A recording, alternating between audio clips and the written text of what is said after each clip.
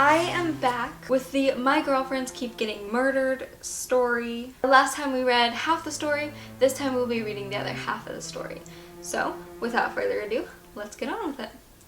For the following 2 years, I wandered the Southwest, homeless and habitually intoxicated. Abandoning civil society, I wandered from town to town, committing petty crimes to sustain a drug habit. I described myself as emotionally catonic, unable to feel anything, and that's how I lived. As a vagrant, I obsessively replayed the events of the last years, looking for clues or patterns that may have been missed. Over time, I developed a theory which I wholeheartedly believed to be true.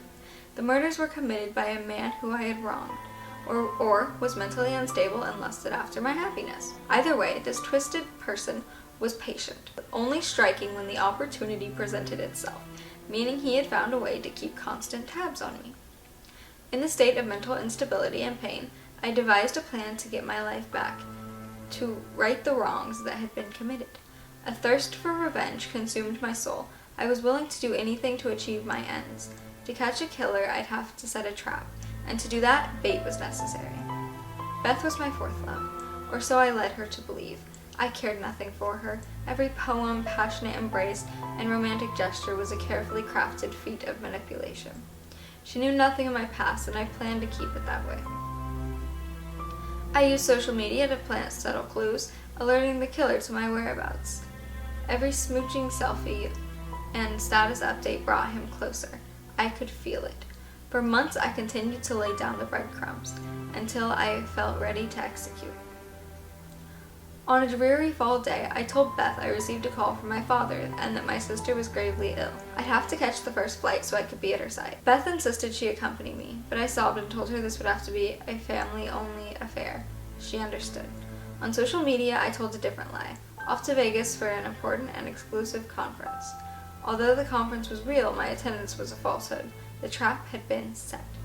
I hailed an Uber driver, only to have him abruptly turn into a darkened alley several blocks from my home. Without so much as a word, I flung the car door open and jumped a fence into a backyard. I can only imagine what the driver must have thought. Sticking to the cover of darkness, I stealthily made my way back, taking cover in a dense hedge behind my home. With a clear view of the living room, I texted Beth and asked her if I had forgotten any important papers in my filing cabinet. Now I had a direct view of her. As she was shuffling through file after file, I saw a shadowy figure emerge behind her. Clad in black, the intruder was brandishing a large butcher's knife. I couldn't help but smile. Moving towards the back door, I watched as the knife pierced Beth's chest, over and over again, blood spraying upwards like a fountain. Without the utmost caution, I slipped into the house, clenching my newly purchased pistol. Entering the living room with a newfound swagger, I surprised the intruder as he was carving a message into Beth's torso.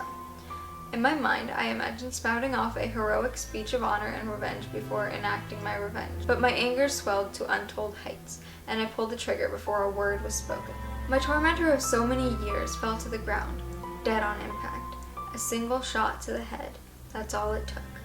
Rolling the body over, I was shocked to see a female form clearly visible beneath the saggy clothes. This was unexpected. Only one thing left to do, the big reveal. The killer wore a thick ski mask, and I peeled it off slowly, giggling with delight. Gasping for air, I crumbled to the ground when I saw the face before me. It was Ava. Sirens squealed in the background as I cuddled the body of my first love, holding her for the last time. That was very intense, if you're asking me. So that was that story, and as I said before, if you like these things, leave a comment below or a like to let me know, and I will see what I can find for you guys. So, thank you. Goodbye.